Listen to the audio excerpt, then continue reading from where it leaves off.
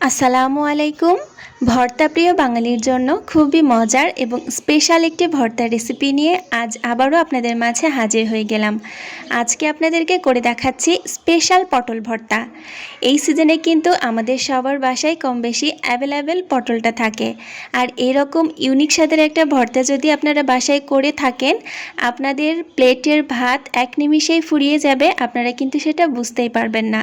তাই অবশ্যই পুরো রেসিপিটা দেখে বাসায় একবার হলেও এই ভর্তাটা ট্রাই করবেন। আশা করি আপনাদের কাছে ভালো লাগবে। ভর্তাটা করার জন্য আমি এখানে আধা কেজি পরিমাণে পটল নিয়ে নিয়েছি। চেষ্টা করবেন ফ্রেশ পটলটা ব্যবহার করার জন্য, এতে করে স্বাদটা বেশি ভালো আসে। এখন পটলের ওপরের যে খোসাটা আছে, ছুরির সাহায্যে আমি এভাবে চেঁচে একটু উঠিয়ে নিচ্ছি। দেখে নিশ্চয়ই বুঝতে পারছেন আমি সবগুলো একই রকমভাবে খোসা ছাড়িয়ে নিয়েছি।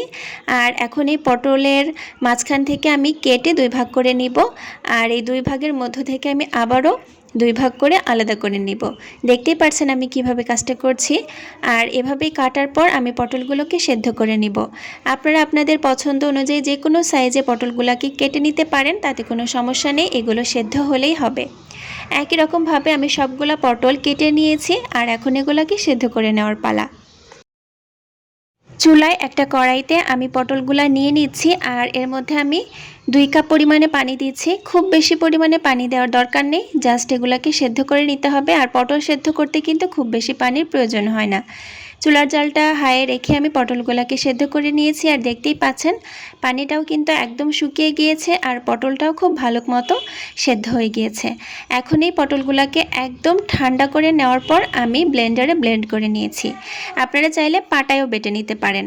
আর অবশ্যই খেয়াল রাখবেন পটলটা যেন পুরোপুরি ঠান্ডা হয়ে যায়। এবারে চুলায় একটা কড়াইতে আমি নিয়ে নিচ্ছি 1/4 কাপ পরিমাণ সরিষার তেল। আর ফোড়নের জন্য দিয়ে দিচ্ছি 3টা শুকনো মরিচ মাঝখান থেকে ভেঙে। একটু ভেজে নেওয়ার পর দিয়ে দিচ্ছি আমি 2 চা চামচ পরিমাণ রসুন কুচি। চেষ্টা করবেন রসুনটা খুব মিহি কুচি করার জন্য, চাইলে আপনারা গ্রেটার দিয়ে গ্রেট করে নিতে পারেন। রসুনটা কিছুক্ষণ ভেজে নিতে হবে, আবার পুড়ে যেন না যায় সেদিকেও খেয়াল রাখতে হবে। রসুন থেকে সুন্দর একটা সেন্ট বের হলে দিয়ে দিচ্ছি 1 চা চামচ পরিমাণ কালো জিরা। কালো জিরাটাকেও রসুন এবং শুকনা মরিচের সাথে খুব ভালো করে কিছুক্ষণ ভেজে নিতে হবে। এখন আমি ঝালের জন্য এখানে ব্যবহার করছি 3টা কাঁচামরিচ কুচি। আপনারা আপনাদের পছন্দ অনুযায়ী ঝালটা বাড়িয়ে বা কমিয়ে নিতে পারেন। ঝালটাকেও কিছুক্ষণ ভেজে নেওয়ার পর আমি দিয়ে দিচ্ছি 1/2 কাপ পরিমাণ পেঁয়াজ কুচি। পেঁয়াজগুলোকে আমি পাতলা পাতলা করে কেটে নিয়েছি। আর এভাবে সব কিছুর সাথে খুব ভালো করে নরম হয়ে আসা পর্যন্ত ভেজে নিতে হবে। এবারে দিয়ে দিচ্ছি স্বাদ মতো লবণ, 1 চিমটি পরিমাণ হলুদের গুঁড়া, আর দিচ্ছি সামান্য লাল মরিচের গুঁড়া, যাতে খুব সুন্দর একটা কালার আসে। আবারও সব কিছুক্ষণ ভেজে নিতে হবে। এই পর্যায়ে চুলার জালটা মিডিয়াম টু লোতে রাখবেন এবং মশলাগুলো যেন পুড়ে না যায় সেদিকেও খেয়াল রাখবেন। এখন যে ব্লেন্ড করে রাখা পটলের পেস্টটা আছে সেটা আমি এই মশলাগুলোর মধ্যে দিয়ে নিলাম। আর খুব ভালো করে মশলার সাথে মিশিয়ে নিতে হবে।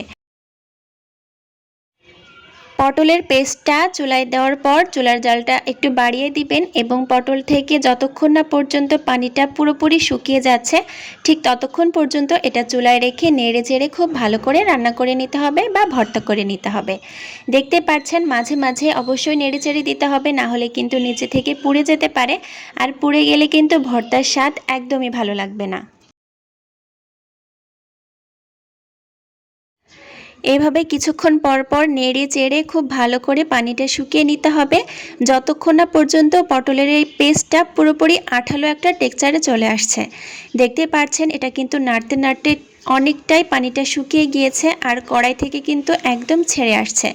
ঠিক যতক্ষণ না পর্যন্ত কড়ার গা থেকে পটলের পেস্টটা ছেড়ে ছেড়ে আসবে ততক্ষণ পর্যন্ত এটা চুলায় নেড়ে চেড়ে রান্না করে নিতে হবে। মোটামুটি 10 থেকে 12 মিনিটের মতো লাগবে এই কাজটা করে নেওয়ার জন্য। আর পটলটা যখন পুরোপুরি একটা আঠালো টেক্সচারে চলে আসবে এবং নামিয়ে নেওয়ার মতো হয়ে যাবে, ঠিক তখন আরও 1 চা চামচ কাঁচা সরিষার তেল দিয়ে নিতে হবে, যাতে ভর্তার মধ্যে কাঁচা সরিষার তেলের একটা ফ্লেভার পাওয়া যায়। সরিষার তেলটা দেওয়ার পর আবারও ভালো করে মিশিয়ে নিয়েছি এবং দেখতেই পাচ্ছেন আমার ভর্তাটা কিন্তু একদম রেডি। আর এখন চুলাটা বন্ধ করে দিয়ে ভর্তাটা চুলা থেকে নামিয়ে নেওয়ার পালা। এরই মাঝে আমার পটলের ভর্তাটা একদম রেডি হয়ে গিয়েছে এবং দেখতেই পাচ্ছেন এটা ঠিক কতটা লোভনীয় হয়েছে আর এটার কালারটাও ঠিক কতটা সুন্দর হয়েছে। আর এই পটলের ভর্তাটা গরম ভাতের সাথে খেতে অসম্ভব মজার আর স্বাদটাও কিন্তু অসাধারণ। আশা করি আমার আজকের এই সহজ রেসিপিটা আপনাদের কাছে ভালো লেগেছে এবং বাসায় একবার হলেও ট্রাই করবেন। নতুন কোনো রেসিপি নিয়ে আবারও আপনাদের মাঝে হাজির হয়ে যাব। আর অবশ্যই রেসিপিটা ভালো লাগলে ভিডিওতে একটা লাইক দিয়ে চ্যানেলটিকে সাবস্ক্রাইব করে পাশে থাকবেন। কোনো সমস্যা থাকলে অবশ্যই কমেন্টের মাধ্যমে আমাকে জানাতে পারেন। দেখা হবে নতুন ভিডিওতে। আল্লাহ হাফেজ।